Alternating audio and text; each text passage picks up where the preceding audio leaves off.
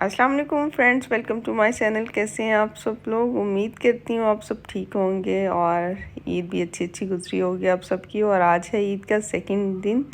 तो ईद के सेकंड दिन हम बना रहे हैं आज खीर, मज़ेदार सी खीर जो कि बहुत ही झटपट से रेडी हो जाती है और खाने में बहुत ही मज़ेदार होती है। और मेहमानों के लिए अगर आप सेकंड डे कोई दावत वगैरह रखें और आउटस्टैंडिंग है। तो चलिए शुरू करते हैं इसको बनाने के लिए। यहाँ पे मैंने ले लिया है 1 कप के करीब पानी लिया है और यहाँ पे तकरीबन मैंने ले लिया है हाफ़ कप के करीब राइस, जिसको मैं डिप करूँगी तकरीबन हाफ़ आवर से लेके 1 आवर तक। और जब ये तकरीबन हाफ़ आवर हो जाएगा तो मैं इसको अच्छी तरह हाथ से ही रब कर लूँगी ताकि ये ब्रेक हो जाए और इसका पानी 2 से 3 दफ़ा हम निकाल लेंगे। यहाँ पे मैंने एक पैन ले लिया और इसके अंदर मैं पानी डालूँगी। आप सोच रहे होंगे पानी क्यों डाला, लेकिन पानी डालने से ये है कि आपकी खीर नीचे नहीं लगती। पानी डालने के बाद बर्तन में अच्छे से घुमाएं और फिर आप इसके अंदर दूध ऐड करें तो आपकी खीर बिल्कुल भी नीचे नहीं लगेगी। यहाँ पे हम ऐड कर रहे हैं 1 लीटर के करीब मिल्क, फुल क्रीम हम ऐड करें। ये छोटी छोटी सी टिप्स होती हैं जिसको आप यूज़ करें तो आपको बहुत बेनिफिट होता है। जैसे खीर बनाते हैं सबसे ज़्यादा जो टेंशन होती है ना आपको ये होती है कि आपकी खीर जो है नीचे लग जाएगी, लेकिन इस तरह से अगर आप पानी पैन के अंदर ऐसे फेरेंगे तो बिल्कुल भी नीचे नहीं लगेगी। यहाँ पे हमने दूध जैसे बॉयल होना शुरू हो गया तो हम इसमें ऐड कर देंगे अपने राइस को मैंने 2 से 3 दफ़ा पानी से निकाल लिया था। अब इसका पानी मैंने ड्रेन कर लिया और अभी हम इसके अंदर ऐड करेंगे अपने जो है वो चावल जो है वो मैंने ऑलरेडी जो है ना हाथ से अच्छी तरह से मसल लिए थे ताकि वो ब्रेक हो जाए और ताकि अच्छी तरह से खीर में घुल जाए। यहाँ भी हमने अपनी चावल ऐड कर दिए और अब इसको एक दफ़ा हम घुमाएंगे और इसको हल्की आंच पे पकने के लिए रख देंगे। और दूसरी तरफ जैसे ही ये पकता रहेगा साथ ही में हम अपने जो है वो ड्राई फ्रूट रेडी कर लेंगे। यहाँ पे मैंने लिए हैं कैशू नट, पिस्ताशू और आलमंड लिए हैं। और अभी मैं एक पैन लूँगी और पैन के अंदर मैं डालूँगी देसी घी। आप चाहें तो आप बटर भी ऐड कर सकते हैं, अवॉइड करें कुकिंग ऑयल से।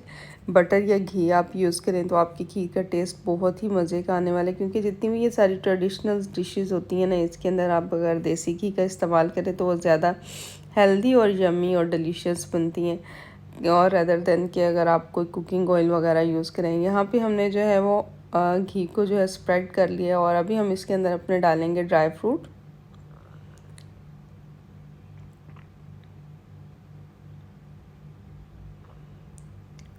और ड्राई फ्रूट डाल के हम अच्छी तरह इसको जो है वो इसमें फ्राई करेंगे 2 से 3 मिनट।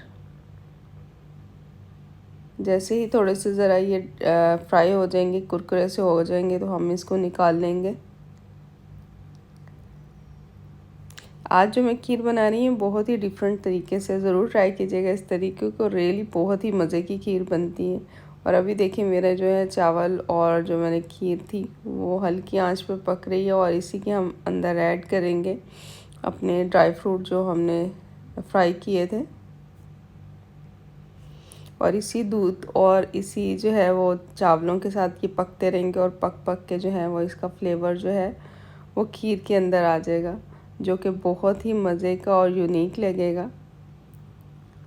होप सो आपने ये रेसिपी पहले ट्राई नहीं की होगी तो आप ज़रूर ट्राई कीजिएगा खीर की ये रेसिपी। यकीन माने लोग उंगलियां चाटते रह जाएंगे कि इतनी मज़े की ये रेसिपी है ये। तो अब हम इसको हल्की आंच पर रख देंगे पकने के लिए। ये तकरीबन टाइम लेगा 1 से 2 घंटे के लिए। तो हम इसको हल्की आंच पर पकने के लिए रख देंगे और साथ साथ में हम ऑन ऑफ जो है इसके अंदर चम्मच ज़रूर लगाएंगे। अगर आप चम्मच नहीं लगाएंगे तो ये नीचे लग जाएगी। और यहाँ पे हम ऐड कर रहे हैं कार्डमम पाउडर, ग्रीन कार्डमम, सब्ज़ इलायची जो मैंने पीस ली थी 1/2 टीस्पून के करीब वो मैंने ली है और मैंने इसमें ऐड कर दिए।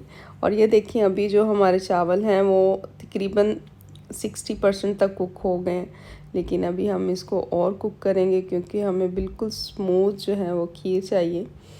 तो अभी ये पकता रहेगा और आप याद रखें कि आपको शुगर जो है वो ऐड नहीं करनी, शुगर आपको बिल्कुल लास्ट पे ऐड करनी। और ये देखिए अभी खीर कितनी गाढ़ी हो चुकी है, ये तकरीबन 1 से 2 घंटे ये कुक हुई है, बिल्कुल जो है वो राइस घुल चुके हैं। और इसके बाद जो मुझे नज़र आ रहे थे तो मैंने खीर के साथ साइडों पे रब करके जो है वो भी ब्रेक किए।